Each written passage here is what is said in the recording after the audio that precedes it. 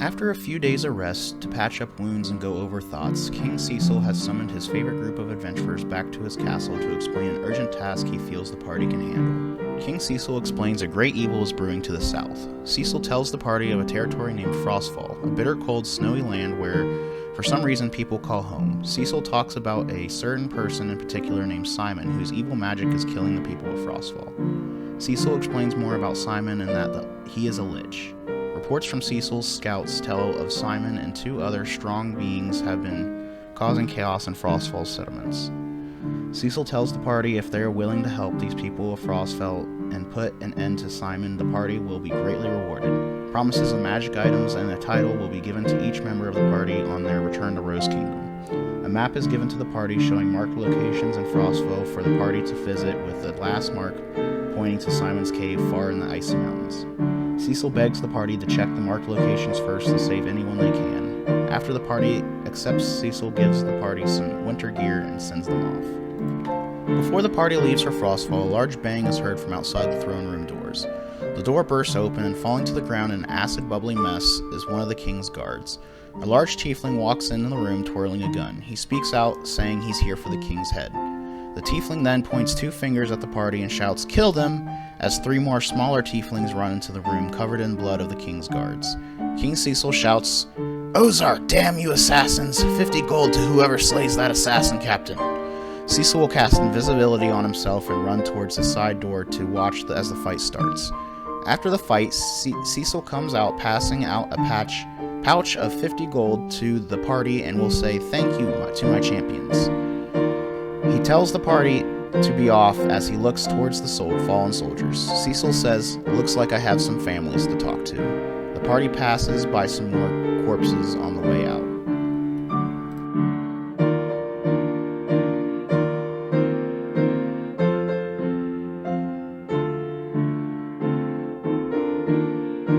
The journey to Frostfall will take several days, and the temperature drops the further the party travels. The first day of travel is mostly uneventful. The party is traveling in the woods in the middle of nowhere when they notice something a little weird. A smaller humanoid wearing a dark cloak seems to be walking towards the party. At a closer look, the figure looks like a teenage human boy, but he looks towards the ground, making it hard to see his face. He is covered in trinkets from masks, weapons, and bottles of liquids. He speaks in a creepy voice, "Hello, friends." If asked who he is, he will say he is just a happy merchant with plenty of wonderful goods. His name is forgotten to him, but he insists for the party to refer to him as the Happy Trader. The Happy Trader insists the party to take a look at his goods. He has a lot of junk, from colored rocks to torn clothes.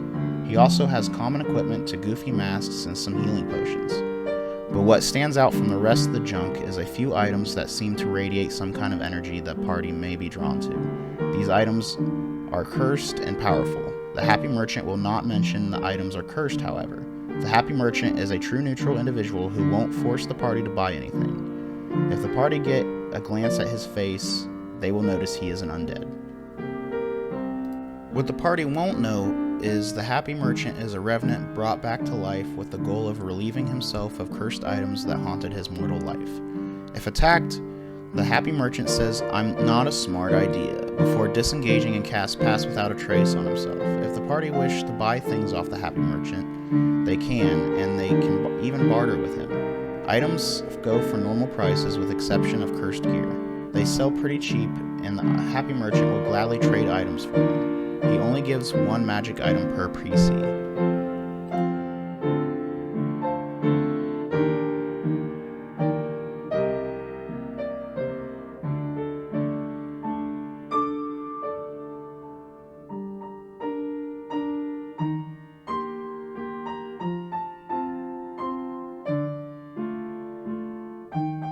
These curses can be removed by churches and by the Remove Curse spell.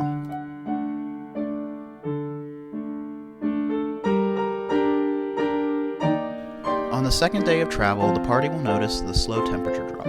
They finally make it out of the woods and are greeted by a party of King's guards walking back towards the Rose Kingdom. They are laughing and having a good time. They mention how they have been hunting a tiefling that got away from the last assassination attempt.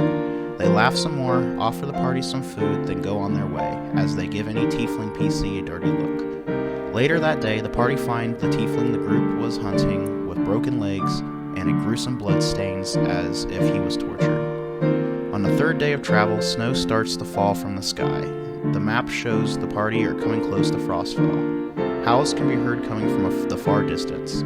Later that same day, as it becomes night, the snow drops harder. The weather effect is heavy snow.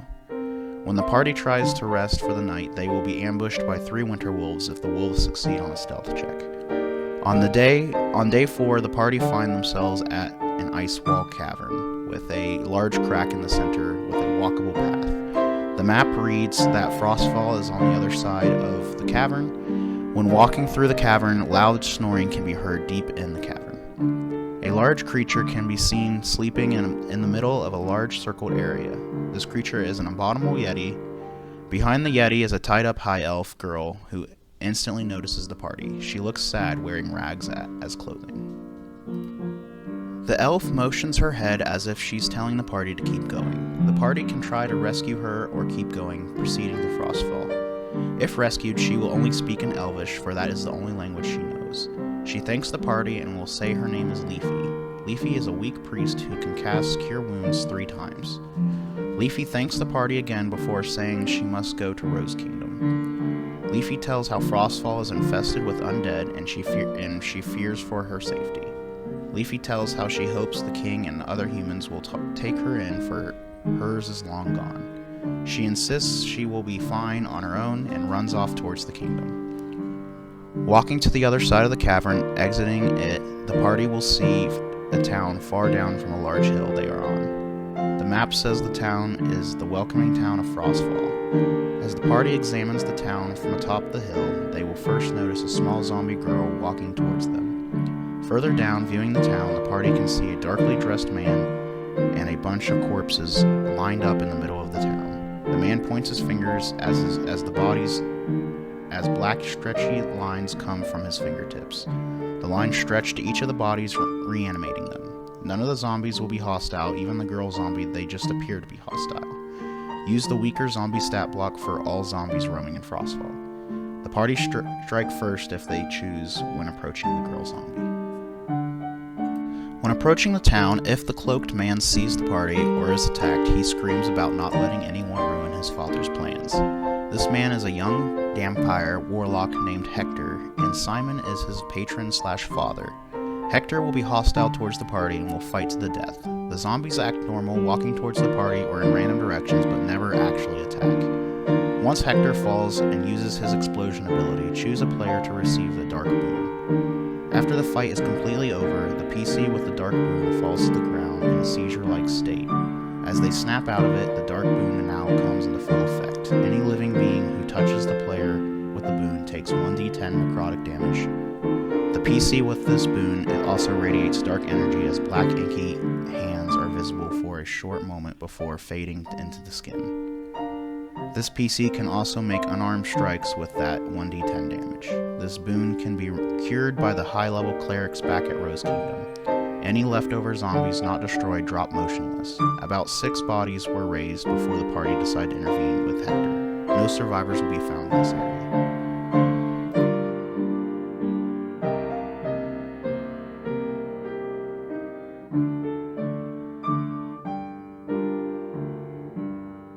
The map the king gave the party lists a description of key areas the party can visit. Each location will take close to a day of travel due to harsh snow. Frostbust Shrine Note. Home of a young white dragon. It is said that the people of Frostfall would donate generously to this dragon in exchange for protection of their homeland. With less and less donations recently, the dragon seems to not care for protecting its patrons any longer. Maybe you can convince the dragon to help in the fight against Simon, or slay it, for he is sure to cause problems once donations stop completely. Sharp Ice is the name of the dragon who lives at the shrine. Randomly, the dragon will leave its shrine to hunt. The party may randomly encounter Sharp Ice on the travel through Frostfall. Frostbreath Shrine is covered with animal bones, human remains, and some gold to silver trinkets, along with a pile of coppered and silver coins the dragon sleeps on. Money talks with Sharp Ice, and his aid is always negotiable. The info the party gained from Sharp Ice is a lich has sent out 2 of his spawns, wife and son, on a mission to bring the dead back to life with dark magic. Sharp Ice knows nothing more than what he has shared, for that is all he has observed.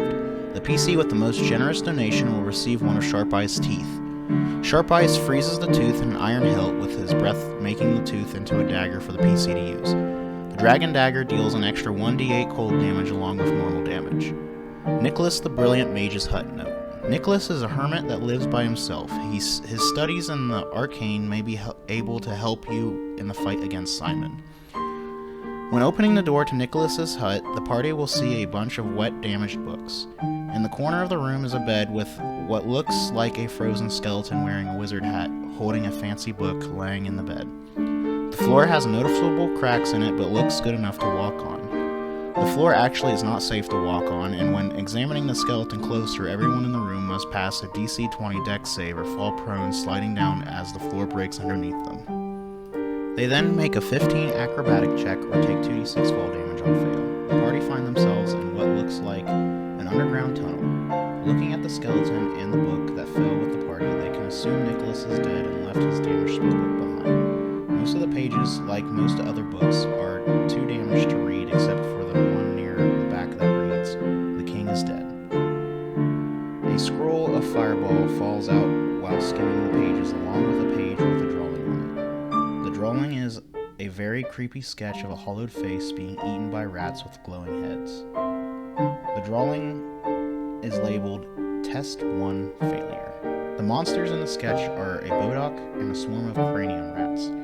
The party can decide to either venture further into the tunnel or climb back out. Venturing down the tunnel, it is pitch black and the party may need a light source. Listed below are some of the rooms found in this tunnel. Broken path. A cramped pathway is to the left and a wider pathway is to the right. Cramped spaceway. As the party squeeze their way down the cramped space, 4 cranium rats flank them from both sides. Lab. An old lab with broken glass scattered around the room. Research notes can be found with a perception check of 12 that read failed tests, each paper with a different number and image of undead, mostly zombie-like. Another paper can be found talking about the test 1. Big letters are written that spell out, "Don't look." A bottle of red liquid can also be found slightly knocked over without much spill. The label reads Greater Healing Potion. Long spaceway. A long spaceway that seems to get darker the further down you go. Not much happens down this spaceway, but it will take about 5 minutes to reach the end. Room of books. Bookshelves are everywhere, filled with books that are not damaged. Most of them are books of medicine, and the rest are books on necromancy and undead.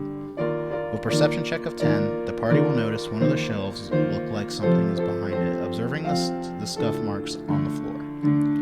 Moving the shelf reveals a locked door, and written on the door spells out the words, "Don't." Sealed room. Opening the door to this room by picking an easy lock or busting it down will show an awful sight. The first PC to look into the room will be face to face with a bodock and will fall under its effect. Combat will start. Further down the sealed room, the party will see light coming from a ladder that leads upwards back to the top of Frostfall.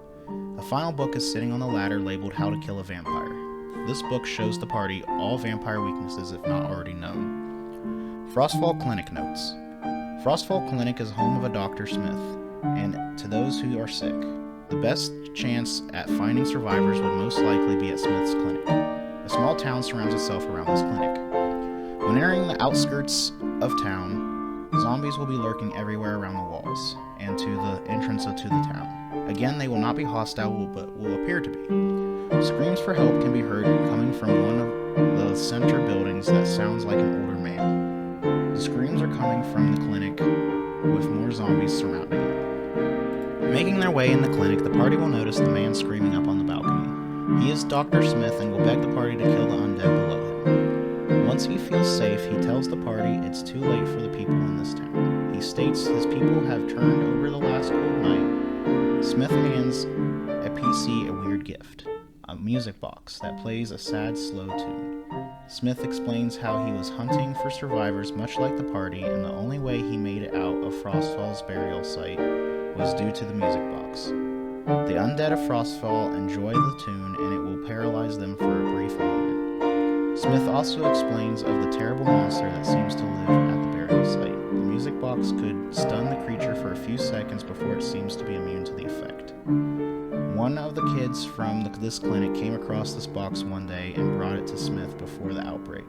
If asked about the kid, Smith explains that of a little girl much like the zombie girl from entering Frostfall. Smith can't explain what gave him the urge to open the box before death to the monster's hands, but it did give him enough time to escape. Smith begs the party to kill the monsters before it is too dangerous to be free.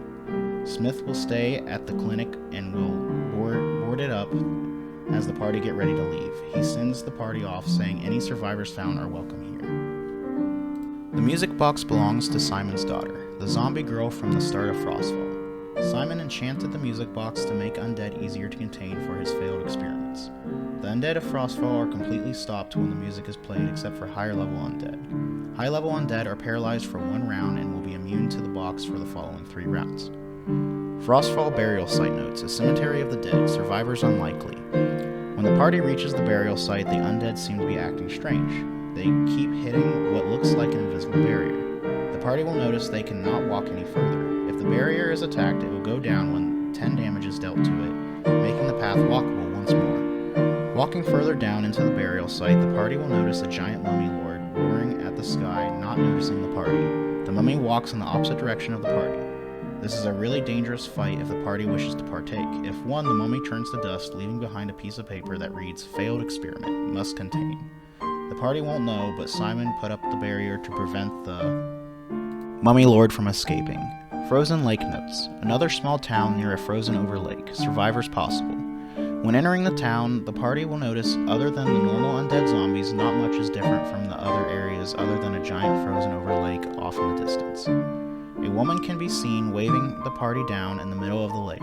She screams, telling the party the undead won't go near the lake, but she is afraid of starving to death. She begs for help and some food. If the party approaches the woman, she will scream as a large hand from a greater zombie breaks through the ice, pulling the woman underneath. Any PC on the lake must make a dex save of 15 as the lake starts to crack and break. On a failed save, the player falls into the water, taking 1d6 cold damage. It is too late for the woman, for she will already be dead, but the 2 greater zombies remain in the water. These zombies have a swim speed of 30. If the body of the woman is recovered, on her person in the pocket of a severed leg lays a note with images of the greater zombies. The notes read, "Making progress, water test successful, keep sealed until..." The rest of the note is unreadable. Town of Hope Notes, survivors possible but unlikely, small town with not much shelter. When the party reaches the Town of Hope, the temperature seems to be dropping. The party will be far from other areas on the map. It will be getting late in the day, and before they know it, the weather effect will be a blizzard. The buildings have already been destroyed by this point. Undead lay with 0 HP, barely responsive. The blizzard lasts for 10 hours. They may need to eat undead for food or use wood from buildings for a fire. Use skill checks for what the party attempt to do. If a PC would die, they would be saved from an outside source. Maybe a patron's saving grace or a backstory plot hook reveals itself. Random encounters happen between travels below. Frostfang flies by the party using his frost breath to freeze over a group of zombies. He looks at the party, flying near but passing them, flying back to his shrine. The party pass a small puddle of water in the icy snow. This may seem odd to the party, for all the water the party has seen so far in Frostfall has been frozen solid. Gazing into the water, the party will see reflections of themselves, but as a younger self. The water slowly starts to freeze over as the visions stop. The party stumble across a snowman in the shape of elves. Corpses of Leafy's tribe are buried inside the snowman in her attempt to hide the bodies from turning undead. The party may smell the decay coming from the snowman. A small hut in the middle of nowhere is spotted by the party. This hut is not marked on the map. If gone inside, a zombie can be seen gnawing on the ground of a small fire pit. The rest of the house is busted up as if a fight has broken out. Examining the fire pit, the party will see trails of blood that seem to go down against the wall. If the party break or find a loose brick in the wall, a stairway will reveal a hidden path with stairs leading downward. Going down the stairs, the party will see more blood trails and find a boy and girl around the age of 12 with blood covering their faces, and zombies' bodies scattered in the room. The kids will be frightened by the party. The boy has been dragging bodies back here to feed him and his sister. The sister is unaware that the brother killed his own parents to feed on so they wouldn't starve. Eating their parents and the bodies of undead have driven the children a little mad. They will eat normal food, but will still hunger for human flesh. Any attempt to reach Simon before completing at least 3 areas will result in a heavy blizzard snow raining down on the party, making it impossible to climb the mountain he is on. When the party decide to make their way to Simon and 3 main areas have been completed, the party level up. Climbing the mountain to Simon, the party will come across a young woman in a black, dark cloak. If it's daytime, the woman will hold the cloak close, keeping as much light away from her as she can. She tells the party to move no further. This woman is a vampire named Drana, wife to Simon, mother to Lisa, the zombie girl, and Hector. She only mentions she will not let Simon be hurt. If the party do not take her warning, Drana warns once more before casting some dark magic. If nighttime, Drana turns into a bat, and if day, Spider climbs her way up the mountain as her spell takes effect. The snow around the party turns crimson red as the area reeks of blood. Zombies in the area turn hostile as the blood goes red hot into flames. Out of the fire spawns a chain devil. 10 zombies lurk in this area along with the newly summoned chain devil. Once defeated, the party can make their way up the snowy mountain. A blizzard effect comes down on the party as they find a cave halfway up the mountain. The party can rest here and wait out the blizzard snow. Climbing the mountain further, dead bodies can be found lying all over the area. At the top of the mountain, a small fortress can be spotted. Drana can be seen at the door as she issues a final warning to leave as she enters the fortress. Entering the fortress, Drana is seen taking off her robes on top of the high balcony. Her pale skin and lifeless eyes show her identity as a vampire. Drana speaks how she will allow no harm to come to her husband Simon. If the music box is played at all during the fight, it will not work as normal on Drana, instead just anger her. She will say, "How dare you!" The next room and exit will be sealed by dark magic until Drana is destroyed. Drana will not turn into mist at 0 HP, instead will be paralyzed. She can only speak and begs the party not to kill her and Simon. The party can do any normal means of destroying a vampire. Entering into Simon's lair, the party will be face to face with a horrific undead lich with bones scattered about his throne. His voice echoes in a creepy screaming whisper. His speech will be short to the party. It reads, "She's dead, isn't she? My queen, I was trying to be helpful, but you wouldn't care, would you? No, all you care about is a hero's title. You pray to your gods and worship many beings, but for what? To protect people? Ha! You just wanted the power granted upon from something that could kill you out of pure boredom. I was the one who wanted nothing. I was the one who lived in pain. I was the one who strived for nothing. I'm the one who lives in pain. But you know what I'm not doing? Inflicting pain.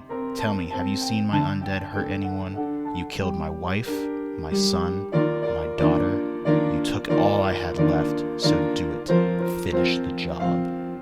Simon begins to walk towards a PC, pointing at a weapon on the PC, telling them to do it. Simon holds out his phylactery to be destroyed, destroying him in the process. As he crumbles to dust, he leaves behind a book with the cover reading True Resurrection Ritual. The ritual reads, shows everything the party has destroyed from zombie people to failed experiments. Simon wrote on the back of the book a note that reads, "I will save them. I have to be useful somehow, right?" One more note reads, "How to cure vampirism." If the party decide to go back and check on Smith, they will find him dead, frozen over with papers in his hand that tell how the climate is getting worse. He has notes from Simon that he received from an undead messenger begging for the doctor's help in research. It tells about Simon's family, how his wife was attacked and turned into a vampire, how his daughter was sick and passed at a young age, and how Hector and Simon dabbled in dark magic with hopes of using it for good. The snow picks up again. The party might realize that the people of Frostfall froze to death instead of Simon's doing. The way back to Rose Kingdom is mostly uneventful. They will, however, find fresh blood trail in the woods that lead to a dead elf in the lake. The neck was slit and the body dumped. With a survival check of 15, the party will notice the cut looks like it's been done by a royal guard. The body belongs to Leafy, the elf the party have rescued.